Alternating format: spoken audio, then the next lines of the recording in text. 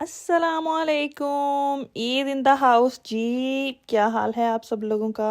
तो आज मैं आप लोगों को छोटे छोटे ये सीन्स दिखा रही हूँ कि इस व्लॉग में मैं आपको क्या क्या दिखाने वाली हूँ, क्या क्या बताने वाली हूँ। फर्स्ट डे हमारा ईद का यहाँ पर देश में कैसा गुजरा। माँ बाप के बगैर, फैमिली के बगैर, बस हस्बैंड और मैं कैसे ईद हमने इंजॉय की अपनी, कैसे हमने सेलिब्रेट की, हमने ईद के दिन क्या क्या बनाया, सब कुछ मैं आपके साथ शेयर करूँगी। तो सबसे पहले मैं आपको बता दूं कि मंदी हमने बनाई और इसकी रेसिपी मैं आपको देने वाली हूँ। और ईद का दिन हमारा माशाल्लाह से बहुत अच्छा गुजरा। तो मंदी बनाने के लिए स्टार्ट कर लिया, मेरे हस्बैंड ने स्टार्ट किया और तकरीबन दरमियान से फिर मेरे हैंड ओवर कर दिया और वो चले गए अपनी जॉब पे। तो ये हमने लैम का शोल्डर लिया, शोल्डर पीस लिया है हमने एक लैम का।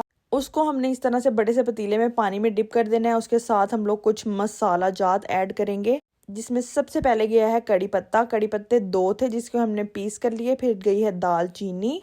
दालचीनी के बाद सारे खड़े मसाले आप वन बाय वन देखते जाएं, गौर करते जाएं कितनी क्वांटिटी में डाल रहे हैं हम। बड़े हमने इलायची डाली है 3 अदद, थोड़े से हमने लौंग डाले हैं इसके अंदर। और इसके साथ साथ हम लोग डालेंगे इसमें ब्लैक वाली मिर्चें, जो साबुत काली मिर्चें होती हैं वो डालेंगे। इसमें हम खड़े मसाले सारे इसलिए डालेंगे क्योंकि हमने बेसिकली इसकी यखनी बनानी है और यखनी में इन मसालों का बहुत अच्छा जायका आता है। और मंदी हम लोग बना रहे हैं अपने घर में फर्स्ट टाइम। इंटरनेट पे हमने बहुत दफ़ा देखी है और खाई भी हमने बहुत दफ़ा है, पर हमने घर में पहली दफ़ा बनाई है। ये एक्सपीरियंस हमने किया है। हमने सोचा हुआ था कि हम ईद पे स्पेशल घर में मंदी बनाएंगे, मटन और मटन कढ़ाई और टिक्का और ये सब कुछ तो बहुत लोग बनाते हैं एज़ यूजुअल। तो यहाँ पे फिर 2 अदद डाली हैं छोटी इलायची और दैट्स इट। इसमें डालें अब थोड़ा सा नमक, मतलब थोड़ा नहीं, ज़्यादा सारा डालें ताकि गोश्त आपका नमकीन हो और नमकीन पानी में पके। उसके बाद ये सारे कुछ डाल के नमक वगैरह आप अच्छे से टेस्ट कर लें। पानी में होना चाहिए, फील होना चाहिए आपको नमक डला हुआ है। और ज़ीरा डालें, जो कि मेरे हस्बैंड ने बिल्कुल थोड़ा सा ज़ीरा डाला और मैंने उनको कहा भाई ज़ीरा तो मुझे इतना पसंद है, थोड़ा और तो डालें। तो फिर उन्होंने और ज़ीरा डाला। बेसिकली ये मेरे हस्बैंड की ख्वाहिश थी कि आज हम लोग ईद पे मंदी बनाएं, तो ये माशाल्लाह वो तैयार भी वही कर रहे थे। फिर उन्होंने कहा कि मैं तुम्हें मैरिनेट भी तैयार करके दे देता हूँ, मैरिनेशन, ताकि तुम इसको बाद में मेरे जाने के बाद मैरिनेट करके इसको बना सको। तो यहाँ पे हमने पहले धनिया लिया, फिर अदरक और लहसुन के 3 पीस लिए। उसके बाद हमने थोड़ा सा दही लिया है। इन सबको हमने ग्राइंड करके दही में डाल दिया। और मेरे हस्बैंड बेचारे इतने सिंपल हैं कि उनको ये भी नहीं समझ आ रही थी कि मैंने वीडियो बना रही हूँ, तो वो सारा अपना हाथ ही आगे कर लेते थे। खैर वो वाली सब कुछ हमने इसमें डाल दिया। ये इन्होंने डाला है सूखा धनिया। और बस मैरिनेशन इतनी सी बनानी है आप लोगों ने कि हमारा गोश्त नमकीन नमकीन लगे बस।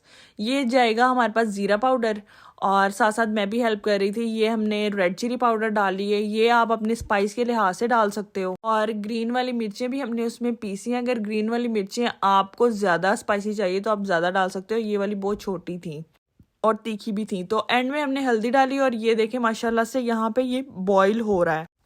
मतलब कुछ ही देर बाद ये बॉईल होना शुरू हो गया और इसको हमने ढक के कवर करके पकाना है। तकरीबन घंटा 1 लगा था, मतलब 55 मिनट्स तक मैंने इसको निकाल लिया था पानी से। और यहाँ पे मेरे हस्बैंड चले गए थे और मैं अकेली यहाँ पे लगी हुई थी। तो ये माशाल्लाह ना इस तरह से गल जाता है कि मतलब बहुत ज़्यादा भी गला नहीं होता, जैसे एक प्रॉपर हमने खाने के लिए गलाना होता है, लेकिन कुछ हद तक ना, मतलब आप ये कह सकते हैं कि 70% ये गल गया होता है यहाँ पे, अगर आप घंटा और 55 मिनट्स लगाते हैं। और मैं आपको ये बात बता दूं कि ये बच्चा होता है, ये लैम जो है ना, ये बकरे का बच्चा होता है, तो इसका गोश्त ज़रा सॉफ्ट होता है, तो ये इतनी देर लगती है।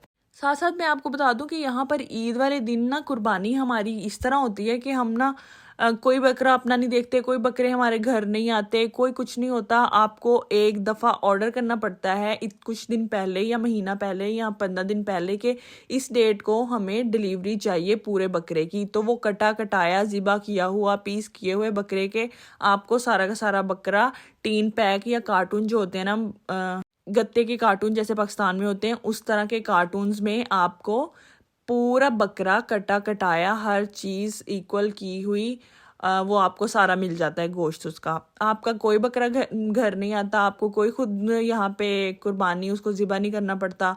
ज़िबा हुआ हुआ सारा बकरा आपको घर में मिल जाता है, बेशक आप मटन मंगा लें या लैम मंगा लें। तो यहाँ पे बाहर के मुल्क में ये सीन होता है। तो यहाँ पे मैंने बॉईल किए हुए बकरे पे कट्स लगाए हैं। आप चाहें ना तो पहले कच्चे को कट लगाएं, वो ज़्यादा बेहतर होता है।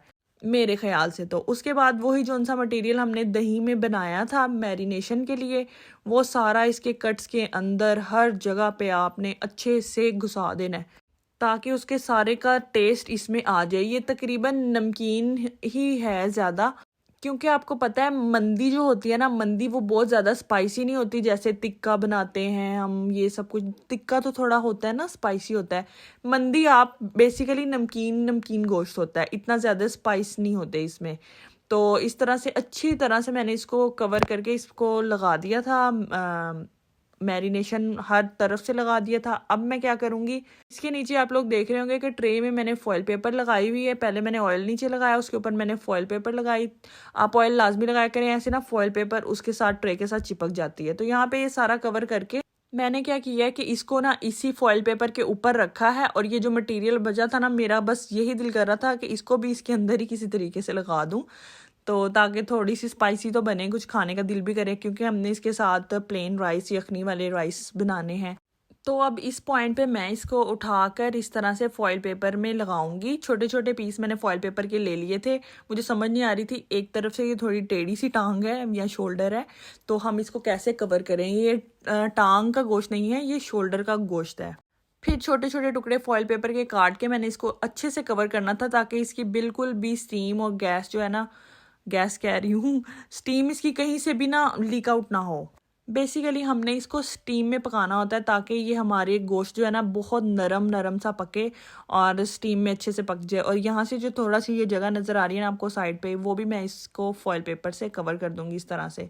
बस बिल्कुल अच्छे तरीके से इसको आप फॉइल पेपर से कवर करो अपने शोल्डर के पीस को, जो कि हमने पानी में बॉईल किया है। और इसके बाद हम लोग इसको नीचे रखेंगे अवन के अंदर, जो हमारे चूल्हे का अवन है ना, उसमें हम इसको रखेंगे।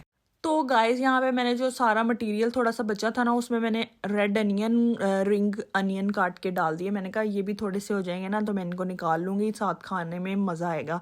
तो ये अवन मैंने प्री हीट कर लिया। तो उसके बाद मैंने इसको अवन में ट्रे को उठा के रख दिया और तकरीबन इसको मैंने 1 घंटा 10 मिनट के लिए पकाया था पूरे अवन में। उसके बाद राइस के मटेरियल तैयार कर लेते हैं। तो सबसे पहले मैंने बड़ा सा पतीला लिया, एक नॉन स्टिक लिया ताकि राइस नीचे चिपके नहीं। और फिर उसमें मैंने घी डाल दिया। ऑलिव ऑयल हम यूज़ करें, आपको पता है थोड़े दिन पहले हम डाइटिंग पे थे और अचानक से ईद आ गई। फिर उसमें सारे खड़े मसाले जो कि पुलाव एक में डलते हैं, यखनी पुलाव में आपको पता है कि ये खड़े मसालों से ये सारा जायका आता है। यखनी का भी अपना टेस्ट होता है और ये मसालों का भी अपना टेस्ट होता है, जिसमें दालचीनी, बड़ी इलायची, काली मिर्च, ज़ीरा, ये सब चीज़ें जाती हैं।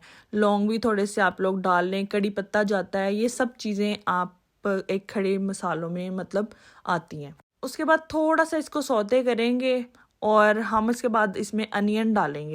तो गाइज माशाल्लाह से ये 2 बड़े बड़े प्याज थे, उनको मैंने चॉप कर लिया और वो मैंने इसमें ऐड कर दिए। और मैं आपको बता दूं कि मैंने चावल बनाए थे 5 कप। जो मेरे पास एक नॉर्मल ही कप है, मतलब ना छोटा ना बड़ा, मीडियम कप है। तो 5 ग्लास मैंने चावल लिए थे, जिसमें मैंने ये सब कुछ इसी में ही बनाना है। कोई टमाटर इसमें नहीं डलते, कोई कुछ नहीं डलता, सिर्फ 2 बड़े प्याज मैंने इसमें चॉप करके डाले थे। अब मैं वेट करूंगी जब तक प्याज ब्राउन नहीं हो जाते, तब तक इसको पकाऊंगी। नमक यहाँ पे आप लोग डाल लो, फिर जल्दी जल्दी से प्याज फ्राई हो जाते हैं। और साथ साथ आप लोग मुझे कमेंट करके ज़रूर बताओ कि आप लोगों की ईद कैसी गुजरी और आप लोगों ने क्या क्या बनाया ईद पर। और अगर आप लोग मेरे चैनल पे न्यू हैं तो प्लीज़ सब्सक्राइब और लाइक ज़रूर करके जाया करें वीडियो को। हमने इतनी मेहनत से एडिट की होती है आप लोगों के लिए, आप लोगों के साथ अपनी खुशियाँ सब कुछ शेयर करते हैं हम। तो यहाँ पे आपको पता है जैसे प्याज ब्राउन हो गए, उसके बाद मैंने पानी सिंपल वाला बिल्कुल नहीं डालना, हमने जो यखनी का पानी निकला है ना, जो हमने गोश्त की यखनी जिसमें हमने गोश्त बॉयल किया, वो वाली यखनी का पानी हमने इसमें डालना है। 5 ग्लास मेरे पास चावल थे तो 7.5 कप मैंने, ग्लास कह रही हूँ, 5 कप मेरे पास चावल थे, 7.5 कप मैंने इसमें पानी लेना है। पाकिस्तान की तरह बिल्कुल नहीं करना जो माइयाँ डबल डबल पानी डाल के और बिल्कुल भप्पा बना के बैठ जाती हैं, जिसे कहते हैं बीमार के लिए आपने चावल बना लिए हैं, मतलब कि खिचड़ी बना के बैठ जाती हैं वो चावलों की। तो इस तरह बिल्कुल नहीं करना, हमने खड़े खड़े खुले खुले हमारे चावल रहने चाहिए, जिसके लिए हमने कम से कम पानी डालना है। कम से कम 2 कप पानी या 3 कप पानी आप लोग कम बनाएं। बेसिकली ये चावल भी हमने स्टीम में पकाने होते हैं। जब स्टीम में हम चावल पकाते हैं ना, तो वो खुद ही फूलते हैं और खुद ही वो अपने पानी में पकते हैं। और जब हम गीला कपड़ा करके चावलों को दम लगाते हैं तो वो उसी से ही पानी सोख करके तो उसी में ही तैयार होते हैं, तो वो बहुत अच्छा टेस्ट आता है। ये जी हमने कर लिया अपनी यखनी इसमें ऐड। यखनी को बॉईल होने तक वेट करेंगे। जैसे हमारी यखनी बॉईल हो जाएगी, इसमें डालेंगे, मैंने घंटा पहले चावल भिगो के रखे थे नीम गर्म पानी में, वो मैं इसमें ऐड कर दूंगी। और उसके बाद मैं यहाँ पे इसका नमक चेक करने वाली हूँ। यहाँ पे ना हमने प्यार से चावलों को हिलाना है, बिल्कुल हम प्यार से हिलाएंगे, क्योंकि घंटा अगर आपके चावल भिगोए रहे ना तो वो फिर सॉफ्ट हो जाते हैं और चम्मच ज़्यादा मारने से चावल सारे टूट जाते हैं। तो यहाँ पे फिर मैं काली मिर्च, जो कि मैंने फ्रेशली खुद अभी पीसी थी, ग्राइंड कर लें आप इसको अच्छे से। और या दरदरा रखना है तो आपकी मर्ज़ी है, वो ज़्यादा मज़े की लगती है। सिर्फ हमने यही स्पाइसेस इसमें डालने थे। काली मिर्च हमने डाल ली, खड़े मसाले, प्याज, और कुछ भी नहीं इसके अलावा जाएगा हमारे पास। और बस आप लोग ये देख लो कि मिर्च आप अपने चावलों के हिसाब से डालो, जितनी तीखे आपको चाहिए उतना। और नमक आपने एंड पे पूरा करना है दम देने से पहले पहले, ताकि आपके चावल एटलीस्ट नमकीन तो होना। ये मंदी के चावल इस तरह बनते होते हैं। उसके बाद बस प्यार से चम्मच हिलाया मैंने थोड़ी देर, और यहाँ पे हमारे तकरीबन पानी जब सूख जाएगा फिर हम इसको दम देंगे।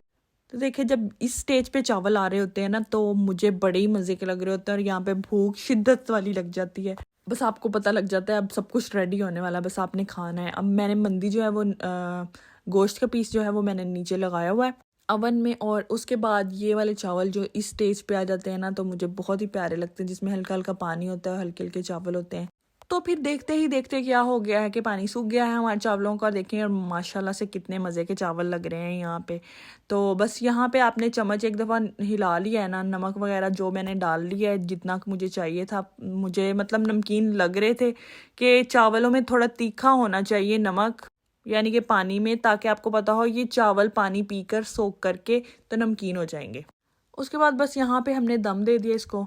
और वो दम ही क्या, जो हम सूखे पोने से दें, मतलब जो आपका ये पोना होता है ना रोटी डालने वाला, उसको आप गीला करें।